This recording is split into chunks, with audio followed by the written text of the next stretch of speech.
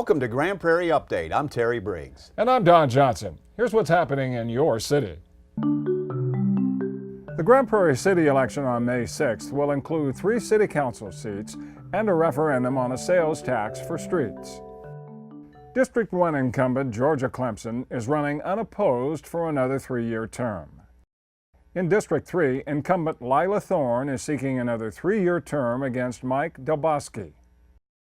And in District 7, there is a 4-way race between incumbent Jeff Copeland, Kevin C. Toth, Aurelio Castillo, and Wayne Ellis. Voters will also be asked if they want to reauthorize a quarter-cent sales tax that is being used for street repairs and maintenance.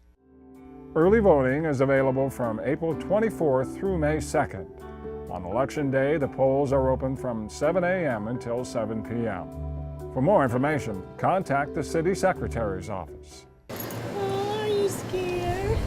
It's all right. This is a first for Grand Prairie's Prairie PAWS Adoption Center. What are you doing? 5 dogs who on this morning find themselves on their way to jail. That's right, jail. But in this case, that makes them 5 lucky dogs. We tried to pick dogs that typically get overlooked in the shelter. We picked some that have been here for a little while longer. They need a little bit extra training. We're hoping it'll make them more adoptable and that we'll be able to find them a home through this. This is a brand new program called Homes for Hounds, a cooperative effort between the city and Dallas County that will allow for the dogs from Prairie PAWS to spend 5 weeks at the Dallas County Jail, where they will get plenty of love and attention and training from pre-selected low-risk inmates. We had reached out to several cities within Dallas County, and the City of Grand Prairie was the first one to respond. City of Grand Prairie said, hey, we are on board with this. We need help. We want to save more dogs. Is Mr. Dallas from Dallas? Actually, Grand Prairie. Grand Prairie? Yep, that's where they came from. The first of its kind program for Grand Prairie and North Texas was initiated by Dallas County Sheriff Lupe Valdez. She is a big animal supporter. She loves dogs, has a couple dogs herself, and she heard about a program at a jail where they took dogs from a local animal shelter and had the inmates work with them, and the whole purpose was these were dogs that hadn't been adopted yet and they had maybe some social issues, so the whole purpose was for the dogs and the inmates to work together, and the inmates would learn empathy, and then the dogs would be obviously ready to be more social and be able to be adopted by the general public. So it was just kind of a win-win.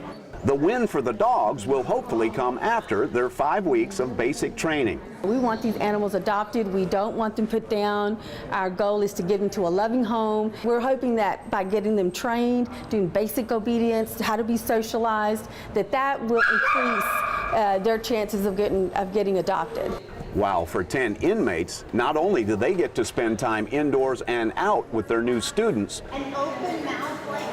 but they are getting some very valuable training too, from animal care professionals. So remember on Friday we talked about that. It's a skill set. I mean, it is a skill to be able to train a dog. That is a skill. It's a vocational trade. We're always looking for new programs and ways for our inmates to have services that will help them when they get out. Any type of experiences was going to help them when they try to apply for jobs.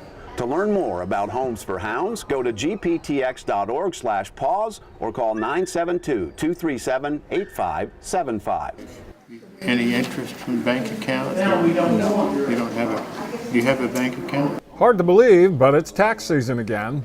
In Grand Prairie, the AARP is offering a free service to help elderly and low-income residents fill out and file their tax forms. The tax service is available Monday and Wednesday from 11 a.m. until 3 p.m. through April 17th at the Veterans Event Center. If you decide to use the service, be sure to bring last year's tax return, your 1099 forms, and W-2 statements.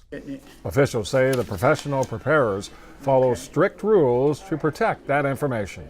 Every counselor and greeter to the program has to take what they call a standards of conduct test. That explains that we're supposed to protect the taxpayers' Social Security information, any information they have on W-2s or 1099 forms for their tax return, We do not discuss this with anybody else. The software we're using this year goes up to the cloud like last year. Nothing is in our computers. We do not keep any paperwork on any documents that they bring to us. The organization says Grand Prairie is one of the busiest locations for the tax service. That's it for this edition of Grand Prairie Update. Hope you can join us next time.